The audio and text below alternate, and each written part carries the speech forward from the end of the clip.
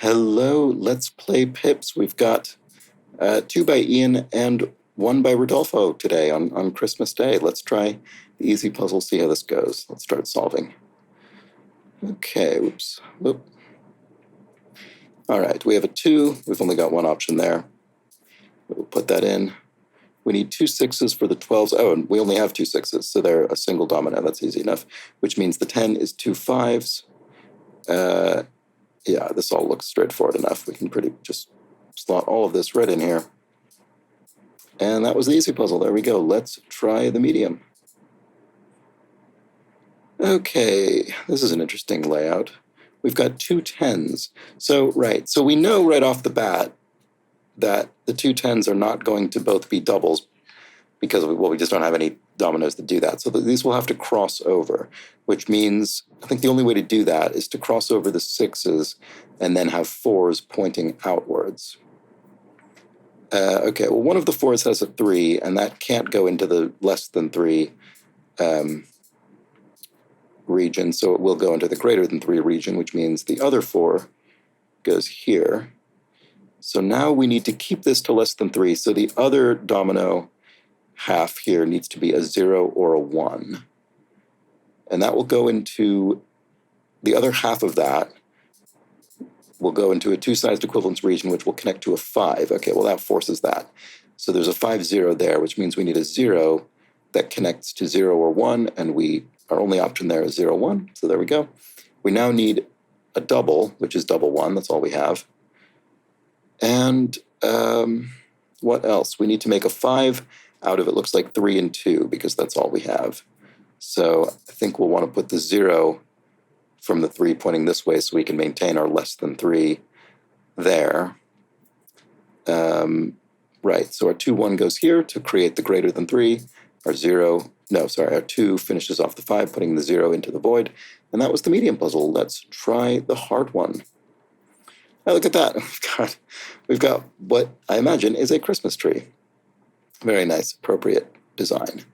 So we've got a 6 at the top, but we have quite a few 6s. We've got 3 of them, so that doesn't tell us much. We've got a 4 made up of 4 cells, and yeah, those will all be 1s because we've got 2 zeros already accounted for in this 2-sized 0 region, which means no zeros left for the 4, so everything in the 4 is a 1, which means we'll have a double 1 here. That's the only way that we're going to be able to safely make this up. So we also have a 1 pointing into a 10, which means we'll need a 6, a 5, or a 4. And we only have one option there. It's a 5. So that goes there. All of our 1s will be used, by the way. Do we have a 5, 1? We do not have a 5, 1, which means the 5 from the 10 needs to point off to the right. But we have plenty of options for that right this moment. What about this 1? Oh, we have a 1, 0.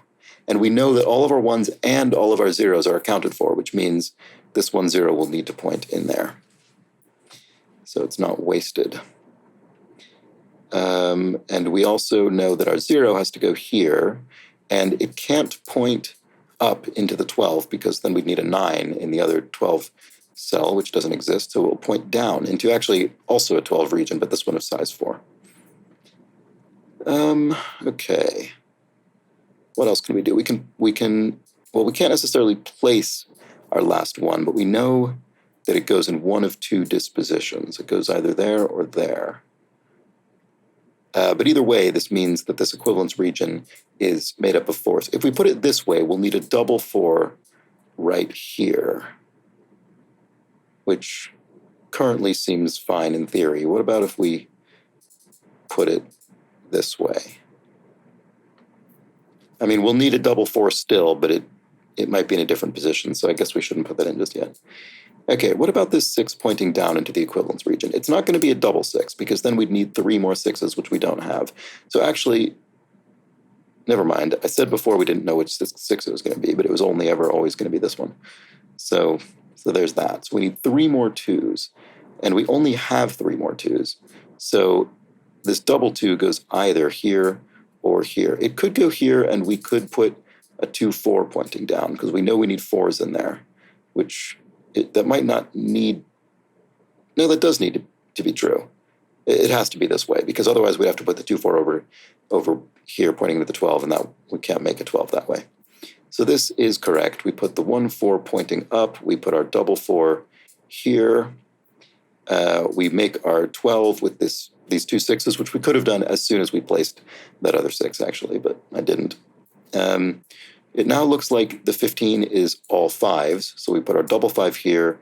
We put another 5 pointing down into the 12. I'm not sure which one just yet. It looks like the 12 is going to be all 3s, actually. Yeah, it is. So we put the 5, 3 pointing down, 2 more 3s in there. So we have a 12 made up of 4 3s. Now our last 5 finishes the 10. The inequivalence region avoids putting a second 4 in it. And there we have it. That was our very nice Christmas tree design for Christmas Day. Hope you have a good Christmas, and I'll be back tomorrow. Bye for now.